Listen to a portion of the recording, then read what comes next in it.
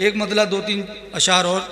पेश खिदमत है। जी जी, आप ही को सुनने के लिए तो बैठे। एक नई सी गज़ल है, एक काफिया मैंने इस्तेमाल किया है नया। मुझे भाई मुशायरे तो हम लोग रोज पढ़ते हैं, मुशायरे रोज सुनते भी हैं, कभी कभी मन करता है अच्छी शायरी भी सुने। जी कुछ दरअसल मैं उर्दू ज़बान का एक सिपाही हूँ और मेरी ये जिम्मेदारी बनती है कि मैं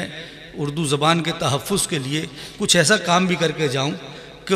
उर्दू से अपना नाम ना करूं बल्कि मैं उर्दू को भी कुछ दे के जाऊँ, ऐसी शायरी करके जाऊं जो मेरे बाद भी आने वाली नस्लें पढ़ें और इस अहद को याद रखें कि जिस अहद को उर्दू का ज़वाल पजीर दौर कहा जाता है, उस दौर में भी शायद मुझ जैसे चंद लोगों ने कुछ अच्छा काम करने की कोशिश की है। मतलब हाजिर करता हूँ, मुलाज़ा कीजिए कि उलझने, बेचैनियाँ, रुसवाइयाँ, बर्बादियाँ, उलझने, बेचैनियाँ, रुसवाइयाँ, बर्बादियाँ घेरे रहती हैं मुझे अब ये तवाइफ ज़ादियाँ, घेरे रहती हैं मुझे अब ये तवाइफ ज़ादियाँ, उलझने, बेचैनियाँ, रुसवाइयाँ और बर्बादियाँ घेरे रहती हैं मुझे अब ये तवाइफ ज़ादियाँ। और धीरे धीरे पाँव फैलाने लगा वहशी खंडर, धीरे धीरे पाँव फैलाने लगा वहशी खंडर, रोज वीरा हो रही हैं जिस्म की आबादियाँ, रोज वीरा हो रही हैं जिस्म की आबादियाँ। और पा रहे हैं शोहरतें औरत के अधनंगे बदन,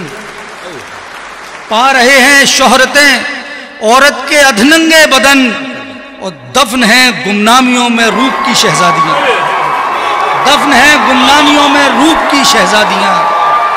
और है ज़रूरी कैद भी सरकश मिजाजों के लिए, है ज़रूरी कैद भी सरकश मिजाजों के लिए, आदमी को जानवर कर देती हैं आज़ादियाँ,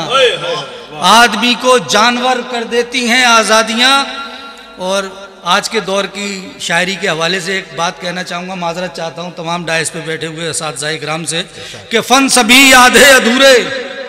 और नामुकम्मल सब हुनर,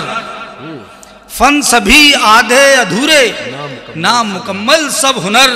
आ गई हैं वक्त से पहले ही सब उस्तादियाँ, आ गई हैं वक्त से पहले ही सब उस्तादियाँ। और मक्ता इस गज़ल का मुलाज़ा कीजिए कि आजकल सालिम सुखन में हाथ थोड़ा तंग है, आजकल सालिम सुखन में हाथ थोड़ा तंग है, जैसे सूनी गोद में पलती हैं बे औलादियाँ, जैसे सूनी गोद में पलती हैं बे औलादियाँ।